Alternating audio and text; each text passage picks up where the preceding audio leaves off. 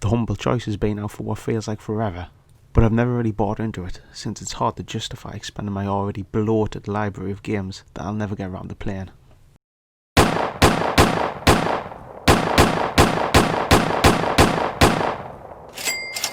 If building and fixing PCs is your kind of gig, then it's bread and butter. But you have a bit of a smooth brain when it comes to the actual parts and the whole Lego aspect of putting together PCs just isn't clicking with you, then maybe this thing will help. I don't know. You know, I've got a much better solution than for this.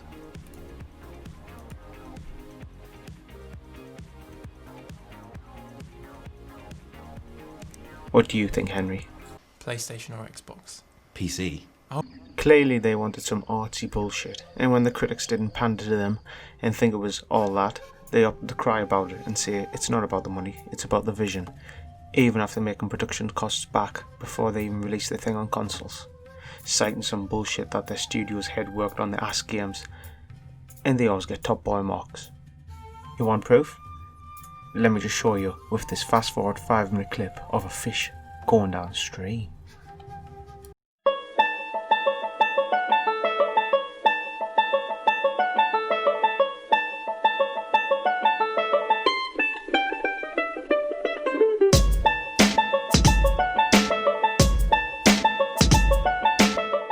It feels more like they just simulated a night out in Merseyside. Oh my god! Oh no. Oh. Oh no. That's not nice. It's dark, it's brooding, it's just downright depressing. When you play as intended on the hardest difficulty, it just does not want to be your friend. And no matter the cost, everything seems to go from bad to worse throughout the game. I'm enjoying it so much that this is probably one of the 2 games I'll actually keep playing in the bundle itself after I've thrown this shit out. When the cat's away, the mice will play. Let's compare it to another Cyberpunk game just for shits and giggles. Any in mind? It's less buggy than Cyberpunk 2077, but it's got no dick customization features. Tough call, which is better, I guess. And during the opening chase sequence, this is the only thing I'm reminded of.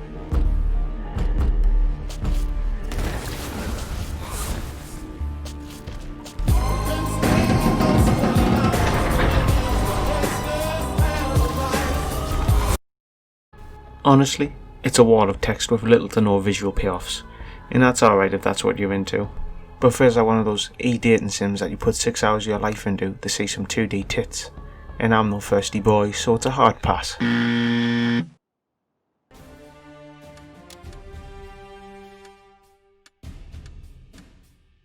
The whole aesthetic reminds me of that old Flash game, Pocket Tanks.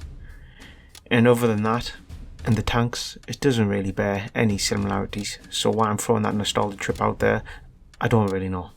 I dabbled in the free play mode, and it plays exactly how you expect it to. Probably's alright for an afternoon.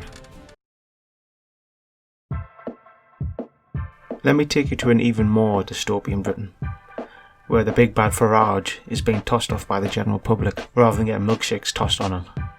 A world where any old fucker can be deported for being loosely related to an immigrant. Unless they earn over 30 G's, that is. Gotta make that tax money somehow. It plays like Papers, Please, but instead of scrutinising an immigrant's entry visa and passport, you're in the role of the supposed immigrant, playing doorman for the day. Get back on the bus! You're not coming in! Hey, I won't lie to you and pretend I play the rest of these games. I'm lazy and undedicated, so that sums up this whole video and how much you shouldn't base an opinion on my views. Is the bundle worth it? Yeah, for these 2 games alone it's worth around 12 quid. So give it a pop, why not?